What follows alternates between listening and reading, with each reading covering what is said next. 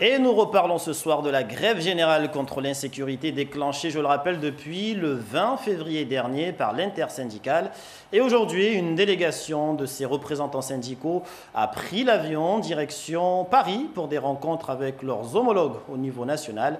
Pour en parler avec nous ce soir, nous recevons le porte-parole de cette intersyndicale, Nourdine Dahalani. Bonsoir. Bonsoir Papineau, bonsoir les téléspectateurs.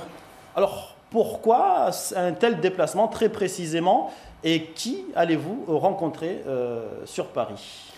Écoutez, comme vous le savez, le gouvernement n'a pas jugé utile de convier l'intersyndicale et le collectif dans cette rencontre parisienne.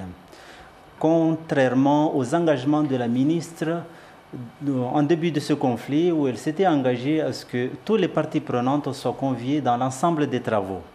Donc, dans la mesure où la délégation du gouvernement qui était ici depuis le 30 mars n'a pas voulu faire une restitution des travaux comme on leur a demandé, puisqu'ils ont choisi de travailler dans la division.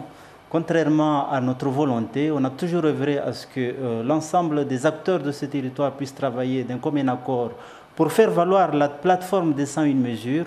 Ça n'a pas été le cas. Les élus ont été reçus d'une part, nous d'autre part. Donc on ne sait pas ce qui a été retenu par cette délégation. Donc, n'ayant pas cette restitution, on a vraiment beaucoup d'inquiétudes de cette réunion parisienne. Et du coup, vous allez à Paris pour... Donc là, l'objet pour nous, c'est de porter les revendications des Mahorais au plus près du gouvernement. Donc, n'étant pas invités, nous avons fait appel à notre représentation nationale, qui sont les confédérations, pour pouvoir mettre la pression auprès du gouvernement pour qu'il y ait vraiment une prise de conscience sur la problématique mahoraise qui ne saurait être prise à la légère, puisque là, on ne sait pas ce qui a été remonté, on ne sait pas ce qui en sortira. Donc il fallait à tout prix que nous, on puisse porter la voix des Mahorais au plus près du gouvernement et nous assurer que les élus qui sont conviés là-bas aient vraiment conscience des enjeux. Les enjeux qui ne peuvent être réglés, qui ne peuvent avoir une solution que dans un travail commun. Il faut que les élus, pour une fois, parlent d'une seule et même voix et qu'ils aient une vision très ambitieuse de Mayotte. Alors, du coup, vous vous rendez à Paris pour aller interpeller le gouvernement avec l'aide des confédérations nationales. Quelle forme cela va-t-il prendre ? Ça va prendre quelle forme en fait cette rencontre? Est-ce que vous allez vous inviter au ministère pour participer à ces discussions ou vous allez procéder autrement? Qu'est-ce qui va se passer exactement? Ce qui va se passer très concrètement, c'est que nous allons organiser une conférence de presse dans une des organisations syndicales de nos confédérations et qui seront pilotées par des secrétaires nationaux. Ce sera Philippe Martinez ou Jean-Claude Mailly.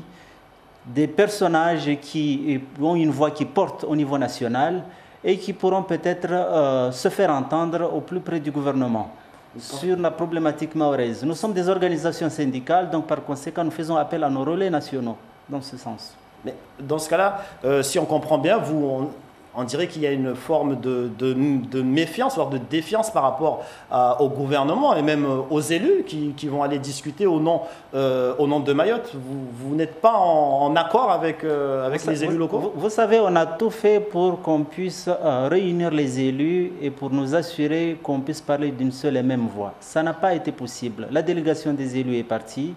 On n'a pas eu l'occasion de pouvoir les voir. On aurait bien voulu.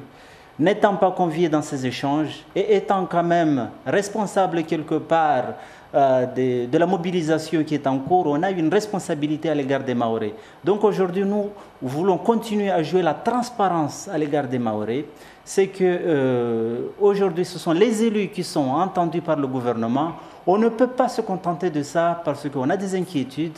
Donc on tient à ce qu'ils comprennent que nous serons toujours avec eux et nous continuerons à porter très haut les doléances des Mahorais qui nécessitent encore une fois vraiment une vision ambitieuse des élus, une vision qui ne peut se concrétiser par une politique de caniveau ou de préau comme on a pu le vivre jusqu'ici.